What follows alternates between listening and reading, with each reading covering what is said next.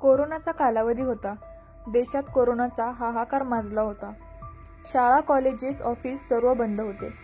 शिक्षणापासून वंचित राहू नये म्हणून शाळा महाविद्यालयांनी झूम मीटिंगद्वारे सिलेबस शिकवण्यास सुरुवात केली.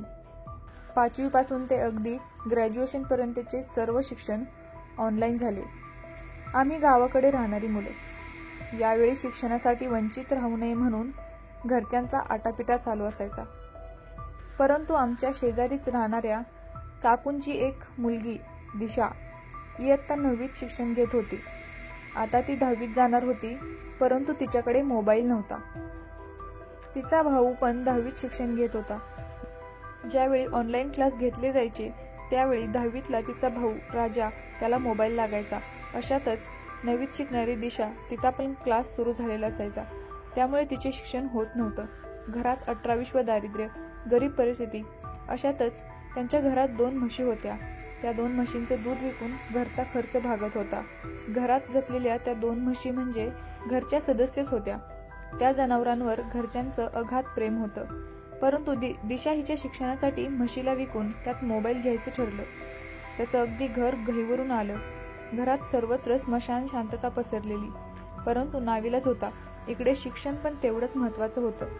त्यासाठी आईने पुढाकार घेऊन त्यातील एक म्हैस विकण्याचं ठरवलं आणि दारात म्हैस खरेदी करणाऱ्याला बोलवलं. काय करावं काय सुचत नव्हतं. पण जड अंतकरणाने ती म्हैस विकली. त्याच्यातून आलेले 60,000 रुपये त्यातून कसाबसा तालुक्याच्या ठिकाणावरून 16,000चा मोबाईल घेतला.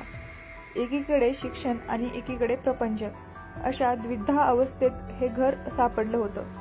आणि त्यात लॉकडाऊन या सर्व गोष्टींचा त्या कुटुंबाला खूप त्रास झाला. पण वडिलांचा प्रतिसाद आणि 2 लेकरांना शिकवण्याची जिद्द असणारी आई, तिने नियतीला पण हरवलं. कोरोना संपला. मुले सुरळीत शाळेत जाऊ लागली. कोरोना काळात आईने दाखवलेले धाडस आणि राज आणि दिशाला मिळालेल्या शिक्षणाने घर समाधानी होतं. आज राज 10वी चांगल्या मार्काने उत्तीर्ण झाला, तर दिशा पण 90% मार्क घेऊन वर्गात पहिली आली होती. तिला चांगली मार्क पडले म्हणून ग्रामस्थांनी अभिनंदन केले. खडतर प्रवासात आलेला अनुभव समाजामध्ये एक आदर्श ठेवून गेला आणि राज आणि दिशा उत्कृष्ट शिक्षण घेत आहेत.